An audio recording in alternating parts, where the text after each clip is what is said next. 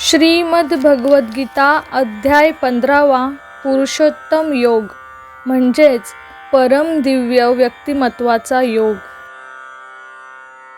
श्रीकृष्णाने मागील अध्यायात अर्जुनला ज्ञान दिले होते की 3 गुणांच्या म्हणजेच भौतिक प्रकृतीच्या गुणांच्या प्रभावांच्या पलीकडे जाऊन दिव्य ध्येय साध्य करता येते। त्यांनी असेही घोषित केले की अनन्य भक्ती करणे हे या गुणांच्या पलीकडे जाण्याचे सर्वोत्तम साधन आहे। अशी भक्ती मनाला जगापासून अलिप्त करून केवळ ईश्वराशी जोडून केली जाते। म्हणून दोन्ही समजून घेणे आवश्यक आहे। त्यांनी मागील अध्यायांमध्ये देवाचे स्वरूप आधीच स्पष्ट केले आहे। या अध्यायात ते भौतिक जगाचे स्पष्टीकरण सचित्र पद्धतीने देतात, जेणेकरून अर्जुन त्याचे स्वरूप समजून घेऊ शकेल आणि त्यापासून अलिप्तता निर्माण करू शकेल।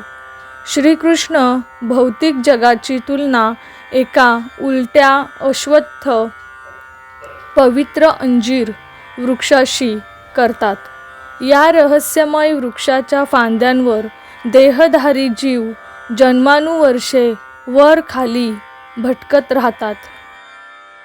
त्यांना त्याचे मूळ, वय, विस्तार किंवा ते कसे वाढत राहते हे समजत नाही।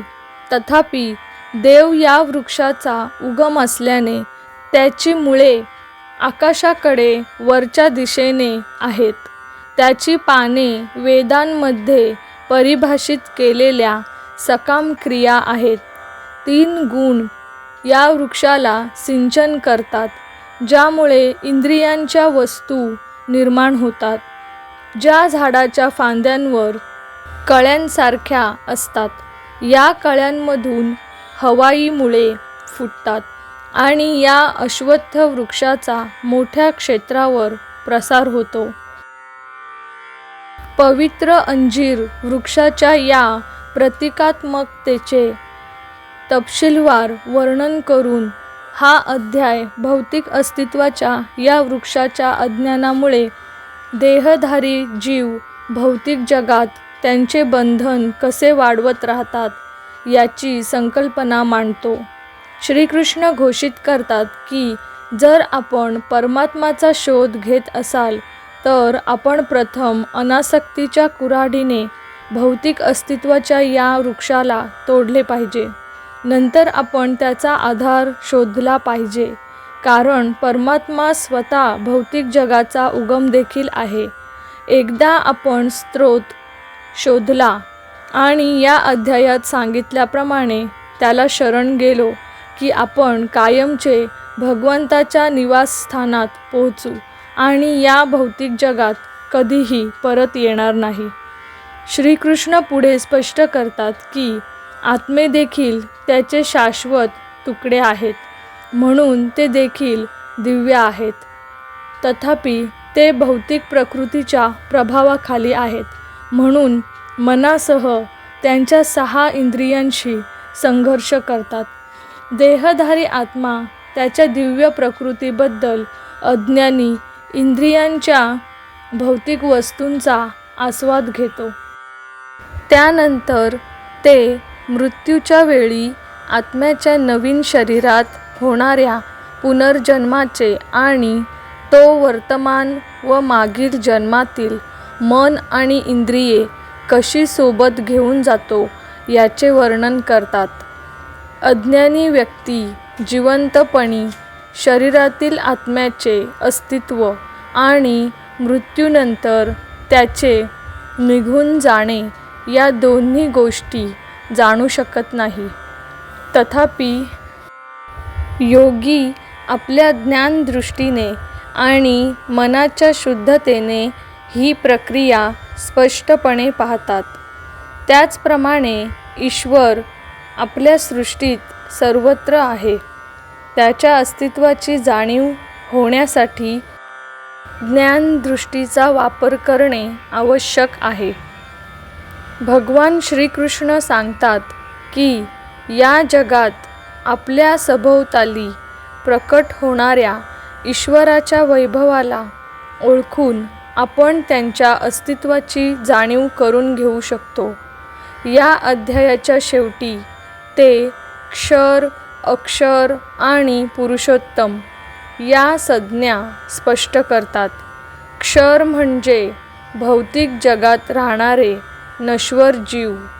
जे मुक्त जीव ईश्वराच्या निवासस्थानी राहतात त्यांना अक्षर म्हटले जाते.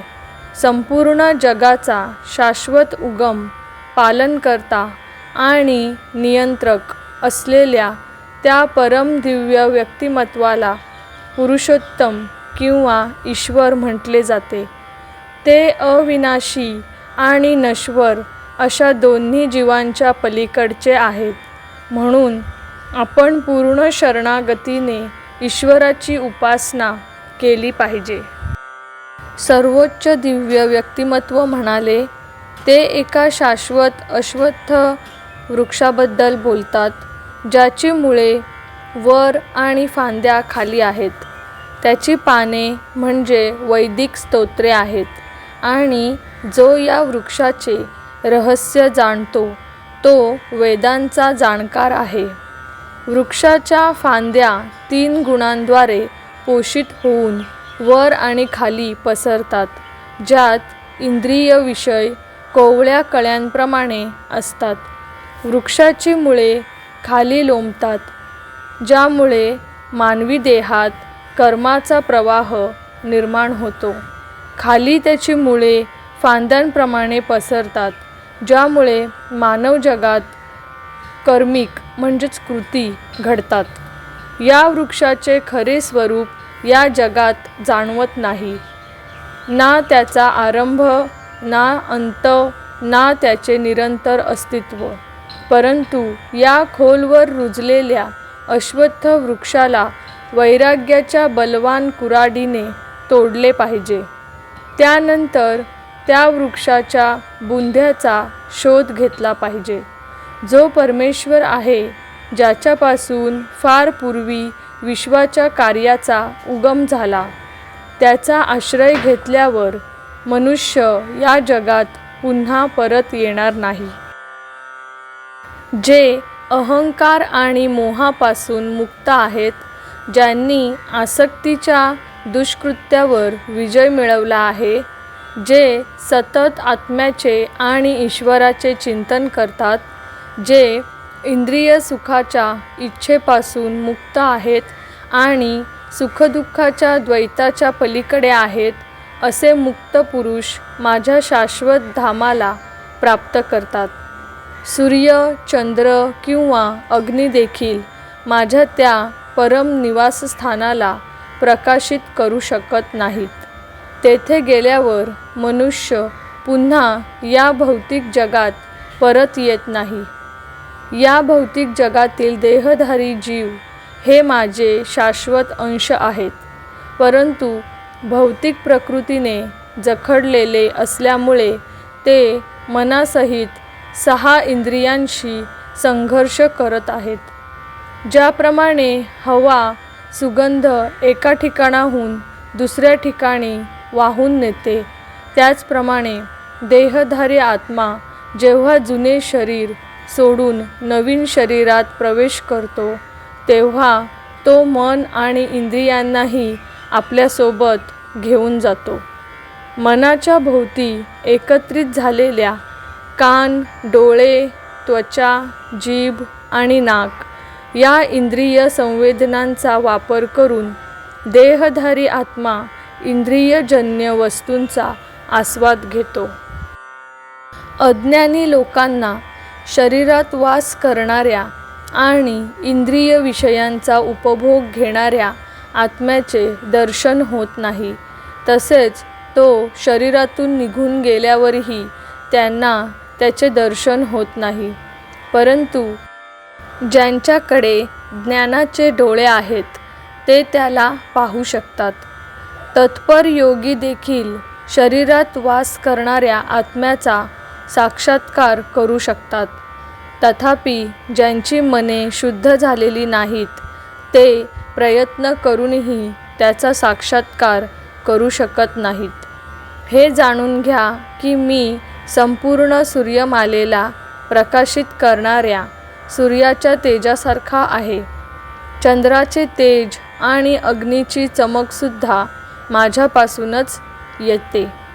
पृथ्वीत व्यापून मी माझ्या ऊर्जेने सर्व सजीवांचे पोषण करतो. चंद्ररूप धारण करून मी जीवनाच्या रसाने सर्व वनस्पतींचे पोषण करतो. मीच सर्व जीवांच्या जठरात पचन अग्नीचे रूप धारण करतो आणि आत येणाऱ्या व बाहेर जाणाऱ्या श्वासांशी संयोग साधून 4 प्रकारच्या अन्नांचे पचन व ग्रहण करतो. मी सर्व जीवांच्या हृदयात वास करतो आणि माझ्यापासूनच स्मृती, ज्ञान तसेच विस्मरण उत्पन्न होते. केवळ मलाच सर्व वेदांनी जाणले आहे. मीच वेदांताचा रचनाकार आणि वेदांच्या अर्थाचा जाणकार आहे. सृष्टीत 2 प्रकारचे जीव आहेत, क्षर आणि अक्षर. नाशवंत म्हणजे भौतिक लोकातील सर्व जीव, अविनाशी म्हणजे मुक्त झालेले जीव. या व्यतिरिक्त परमदिव्य व्यक्तिमत्व आहे जे अविनाशी परम आत्मा आहेत. ते अविनाशी नियंत्रक म्हणून तिन्ही लोकांमध्ये प्रवेश करतात आणि सर्व जीवांचे पालनपोषण करतात. मी नश्वर जड वस्तू जगाच्या आणि अविनाशी आत्म्याच्याही पलीकडचा आहे. म्हणूनच वेद आणि स्मृती या दोन्हीमध्ये मला परमेश्वर म्हणून गौरवले जाते. जे मला निसंशयपणे परमेश्वर म्हणून ओळखतात त्यांनाच खऱ्या अर्थाने पूर्ण ज्ञान असते. हे अर्जुना, ते आपल्या संपूर्ण अस्तित्वाने माझी उपासना करतात. हे निष्पाप अर्जुना, मी वैदिक शास्त्रांमधील हे अत्यंत गुप्त तत्त्व तुला सांगितले आहे.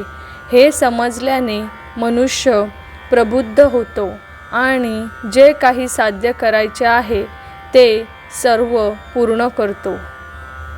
श्रीमद्भगवद्गीता अध्याय 15 संपूर्ण.